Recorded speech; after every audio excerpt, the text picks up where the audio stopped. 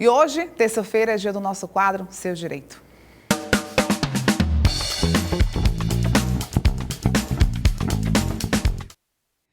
E a gente está no mês de conscientização sobre o autismo, que busca sensibilizar sobre o transtorno por meio da informação, como forma de quebrar tabus e eliminar preconceitos. E o tema do nosso quadro de hoje é sobre a cobertura dos planos de saúde no tratamento de pacientes com TEA, o que é garantido por lei, norma e resoluções. E para esclarecer sobre o assunto, a gente convidou a advogada Maria Rita Barros, que vai trazer mais informações, inclusive que você que está acompanhando a gente, tem alguma dúvida, a respeito dessa cobertura dos planos de saúde no tratamento de algum ente familiar, que tem esse transtorno? Pode enviar a sua pergunta que a gente faz aqui para a especialista e ela responde ao vivo. Boa noite, doutora. Seja muito bem-vinda. Boa noite. Uma honra estar aqui para retratar uma temática tão importante e evidente. A gente sabe que as resoluções, a legislação, ela tem avançado no quesito de garantir esses tratamentos para as pessoas, para os pacientes que sofrem com TEA, mas ainda existe uma certa resistência por parte de alguns tratamentos que devem obrigatoriamente ser ofertados pelos planos de saúde, cobertos, na verdade, pelos planos de saúde, doutora? Exatamente. Existe um esforço legislativo e, por que não dizer, social nesse sentido, de refletir a axiologia, ou seja, os valores, na norma jurídica. E nós notamos isso principalmente com a alteração que aconteceu agora, em 1º de janeiro de 2025, com o início da vigência do CID-11, que garante que as subdivisões são aplicadas de maneira mais específicas.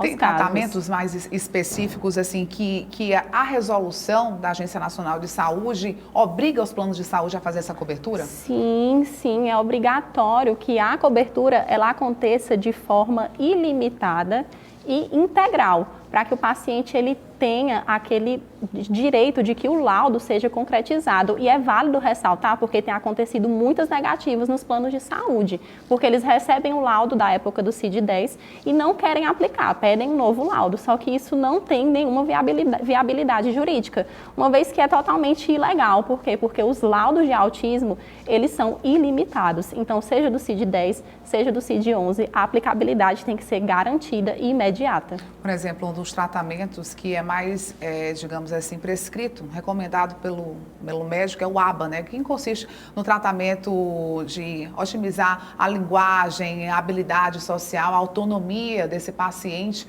Essa aba, esse ABA, no caso, esse tratamento, ele é garantido pelos planos? Sim, ele é garantido, ele deve ser aplicado de forma específica. Como assim? Eu tenho que analisar o que o meu paciente está precisando, não pode ser uma aplicabilidade, um laudo genérico, ele tem que ser um laudo, como no direito nós chamamos de adequação típica, tem que ser um laudo específico para aquele paciente, seja dos seus desenvolvimentos físicos, psíquicos, aplicado àquele determinado caso. Doutora, e no caso, por exemplo, o especialista, ele passou, essa criança ela vai ter que fazer tratamento, esse ABA, digamos assim, eu posso escolher qual local eu quero fazer ou o plano determina? Como é isso? Se não tiver nenhuma credenciada do plano de saúde, você tem sim o direito de escolher e o plano tem que custear por fora, tem que lhe, como é que eu posso dizer, lhe ressarcir por você ter buscado aquele tratamento, o plano de saúde na sua região, na sua localização, não está ofertando. Então, você vai, realiza o tratamento e entra em contato com a operadora do plano de saúde para garantir o seu reembolso. Olha aí, informação importante. Então, se onde esse paciente está fazendo o tratamento, não tem parceria com o plano de saúde, a qual esse paciente é vinculado, isso, tem que haver esse ressarcimento, O ressarcimento, em alguns casos, quando tem os tratamentos multidisciplinares, tem também a questão da isenção da coparticipação. E no meio do tratamento, por exemplo, a clínica ela tem parceria com o plano de saúde.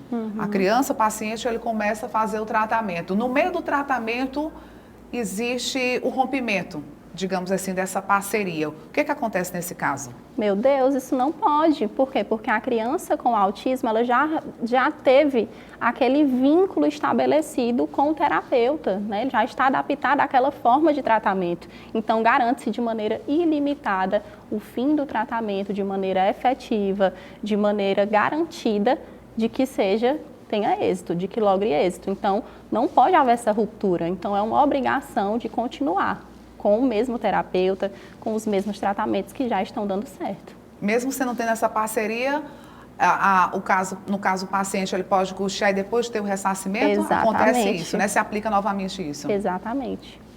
E em relação a esses direitos, né, que a senhora acabou de descrever, eles não são cumpridos.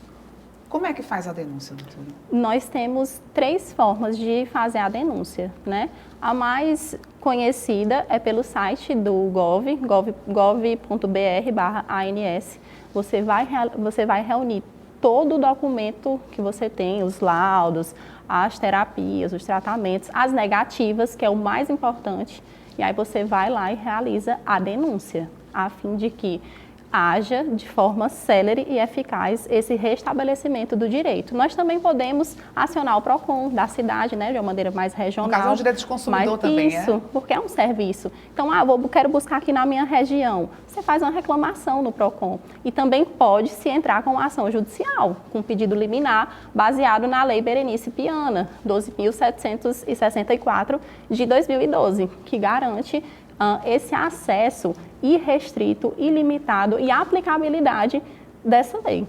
É comum, doutora, que essas situações ocorram com frequência? Infelizmente, sim. Por isso que a orientação é que, se for necessário judicializar, já entre com o pedido liminar para que seja mais célere e garanta a real eficácia. O que a gente observa também é que muitos planos de saúde, às vezes, eles suspendem, né, os atendimentos, e essas crianças, às vezes, os pais têm como bancar, porque assim, a gente sabe que não é fácil, uma consulta com um especialista na área gira em torno de mais de R$500, né? Apesar de ter essa garantia do plano ressarcir esse dinheiro, às vezes muitas famílias não têm como, né? Aí fica numa situação complicada, nesse momento que tem que buscar, né, os direitos. Sim, na Academia de Direito nós estudamos muito e tem uma frase que ela é muito coloquial, mas que é de fácil compreensão, que é: o direito não socorre aos que dormem. Então você tem que buscar a informação correta e o procedimento correto para garantir essa aplicabilidade. E os tribunais, eles já têm se atualizado nisso, no sentido de manter a idoneidade do que está na lei e do que está sendo aplicado. Porque o plano de saúde, ele é um contrato. Então, o Poder Judiciário já tem colaborado nesse sentido de que o contrato ele seja realizado, ele seja efetivado de uma maneira eficaz para o beneficiário. Ok, doutora, muito obrigada, viu, pelas suas informações, pelos seus esclarecimentos. Obrigada.